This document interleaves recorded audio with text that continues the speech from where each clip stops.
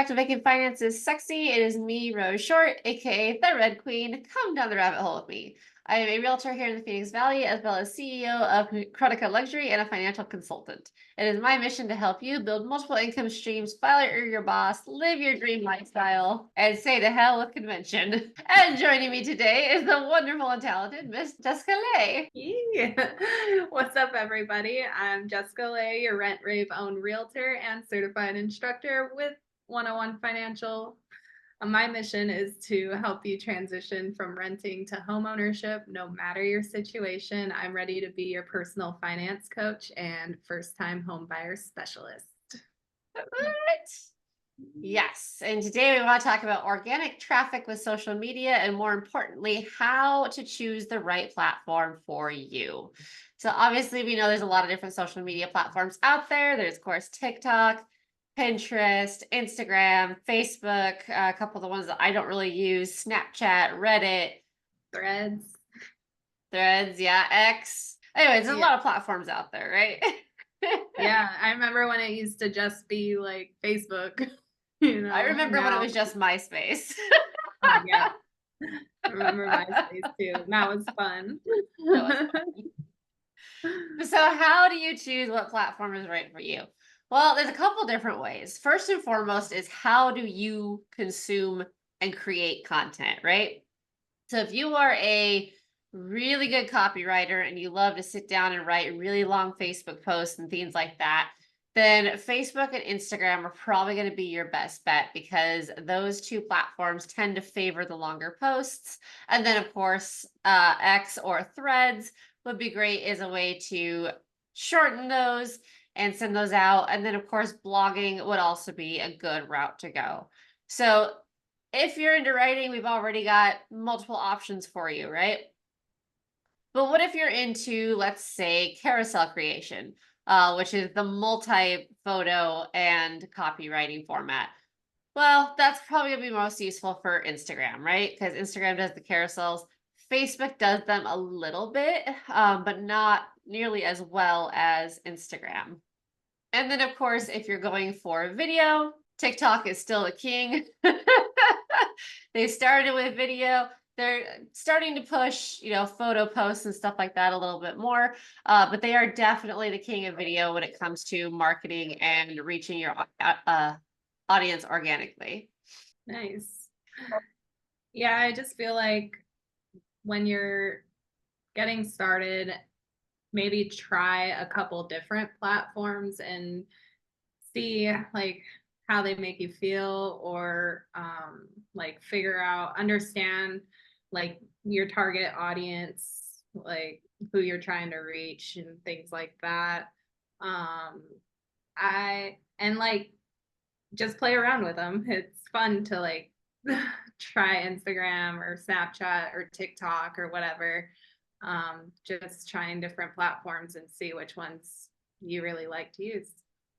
Yeah, your audience is a big one, right? You got to know who you're talking to, who your ideal client is, and how do they consume data. Now, obviously, you want to have a broad enough spectrum of that you can reach more people. And that's one of the reasons we always recommend, if you've got a digital download book, make it available in an audio format as well, and maybe even in a video format, because people consume data differently. So bear that in mind when you're choosing your platform. But, let's say you want to start with creative cooking ideas or creative gardening ideas. We already know the best place to start for that is Pinterest, because that's kind of how Pinterest started, right?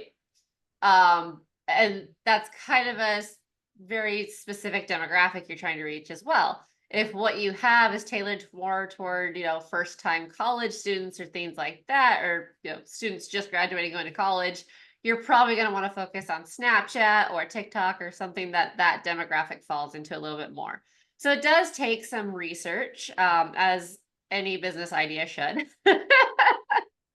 But like you said too, it depends on what you're comfortable using. So maybe you just don't like TikTok's video editor. Maybe you like Instagram's more, and so you do Instagram and then download it through SnapTik and put it on TikTok, or use Repurpose, or just build it out in CapCut and post it that way. It just kind of depends. Yeah, and there's like it's mainly free, right? All these platforms. So start with the free stuff. I know you can purchase add-ons or running ads and things like that, but in my opinion, it's better to start free and build your following before you start paying for the extras in these apps. Absolutely, yeah. And then of course, analyze your data, right? So no matter what platform you're using, they all have some sort of analytics. Pinterest has them. They all also have their own versions of kind of marketing webinars and like helpful blog posts and things if you're just starting out. So be sure to analyze the data and just see, maybe what you're making for Pinterest isn't really hitting on Pinterest, but weirdly it's hitting on TikTok. Like look into that and figure out what's going on and see if you can replicate it across the other platforms, or try to switch it up a little bit on Pinterest and see if it changes your Pinterest or TikTok algorithm in any kind of way. So often people are told, pick one platform and get really good at one platform, which I understand where they're coming from, but at the same time, we've seen it over and over again where marketers make one simple mistake and their TikTok is banned, right? And it's not even new marketers, it's marketers who've been in the game for 3 or 4 years.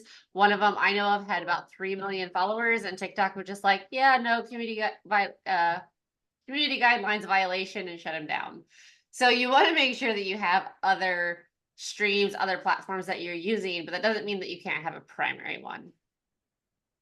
Yeah, I think diversifying your marketing approaches is pretty important, because somebody that has TikTok might not have Instagram or Facebook, or somebody that has Facebook doesn't have Instagram and things like that. So you can really broaden your reach, and that's the goal, right? Is to grow our business. So why not get more people in front of your content? Yeah, exactly. I know it was a learning curve for me because I was so anti-smartphone and anti-social media and everything else. I had a Facebook and that was it. And so when I started going into the rabbit hole of digital marketing and affiliate marketing and content marketing, I was like, oh, God, I have to start actual social media profiles. I have to actually be social on these profiles. Like, there's a lot more work with social media than a lot of people realize, especially when they're starting out. But again, there's ways to make it easier, right? So use CapCut to edit your videos and then just change the text or put your captions in the app itself. Notes is a really good one. You can copy and paste your copyright. So if you don't want to go through and type out the same description on every single platform, you can just copy and paste it and then change the hashtags appropriately. If you have link to Windows, if you have an Android phone, that's a lifesaver. At least it has been for me, because I'm really good at typing long form on a keyboard and I am trash at typing long form on a touchscreen. So often I'll type it out on my computer and then copy it, and then I'll auto copies to my clipboard on my phone, and then I can paste it that way. So there are ways to make it easier. It's just you have to figure out what tools you have and use them accordingly. Yeah. Something I need to get better at, I guess, is staying updated on the platform trends and changes. I always get emails, from Medium, where I write my blogs, or Instagram saying changes or whatever. I don't even read them, but I think it would be beneficial to stay up to date with what's going on and stuff like that. Also, I do need to work on tracking better how each of my platforms are doing, and just really analyze it all better. Yeah, I think we all do. I think that's where a lot of people struggle is, especially if you're a solopreneur, like you're already putting time and energy into researching the platforms, and then you're putting time and energy into scripting out, filming, and editing your content. And then you're putting energy in the copyright. And so for a lot of creators, by the time they're done, it's just like, okay, schedule this out and be done with it. And then, suddenly there's one that does really well. And it's like, okay, cool. Like what did you do differently? And they're like, I have no idea. And it's like, okay, well, go back and look at, what day did you post it? What time of day was it? Like, look at the post from the previous week and see if any of them triggered around that point too. So I totally get it from a, like, my brain is taxed perspective. But that's where accountability buddies can come in. That's where, you know, proper time management, scheduling in, all those kind of things that we've talked about in previous episodes really comes into play. Totally. So, um, and then as far as staying up on the trends, like I'm like you, if I get the email and the email is not formatted properly, I don't read it at all. As far as Instagram is concerned, Brock Johnson is a fabulous profile to follow. He's constantly doing updates about Instagram updates. He's actually like in person talked with people that work at Meta to get insights on what's coming up and the trends and whatnot. So check him out if you get a chance. I don't know any good TikTok ones that stay up to date on TikTok because TikTok is just not my jam. I love TikTok, but I'm not keeping up with the trend. Fair enough, fair enough. I mean, it's difficult, right? It's a lot of information. And again, if you're utilizing all of it, like I didn't even mention YouTube. I don't know why, like a lot of you are probably watching this on YouTube right now and it didn't even go into my brain. So like, which just shows you how easy it is for us to get, you know, like lost in the trap and overloaded.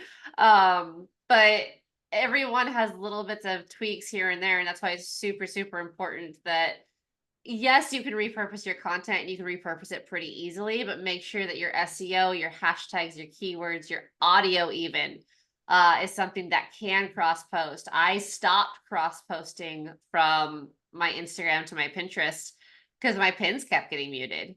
And it wasn't like a strike against me. I guess my account's not in trouble or anything like that, but it was like 5 or 6 emails a day of like, oh, hey, sorry, we muted this pin. Oh, hey, we muted this pin. Oh, hey, we muted this pin. And I was like, cool, original audio only. Yeah, that's been happening when I use Repurpose and post TikTok to Pinterest. It's Yep. been muting me, but the content's still there. Yeah. So, And that's where, you know, using captions comes in handy. and I love YouTube's VidIQ.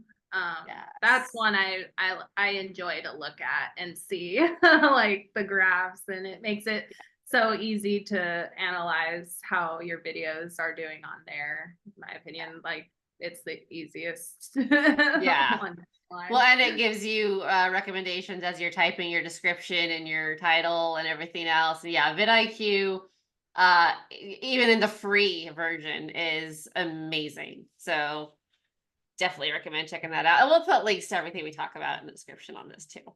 But yeah, that's pretty much it, guys. Like, just figure out what content is easy for you to make. Start with that.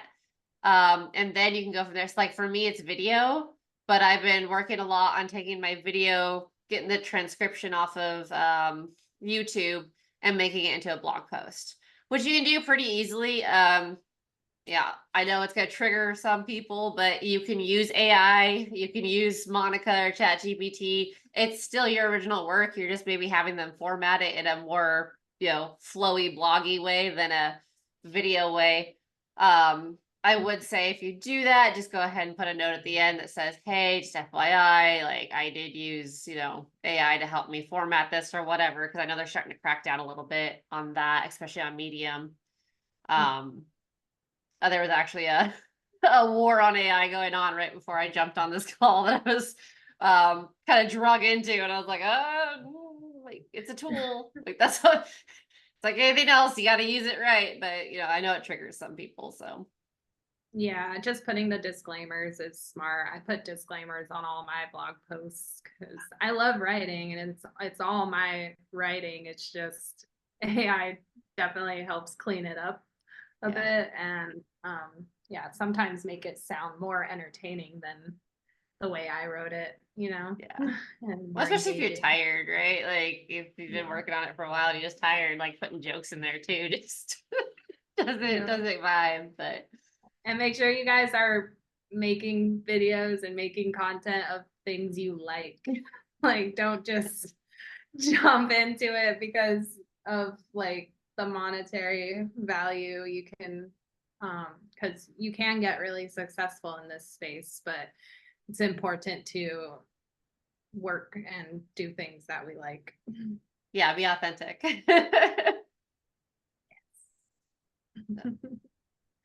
That's pretty much it, guys. That is how you choose your ideal platform to start with and then branch out. Next week, Jess is going to talk to us a little bit more about homeownership, I believe. Yes, rent or own, evaluating the options to find your ideal home. Yes, love it.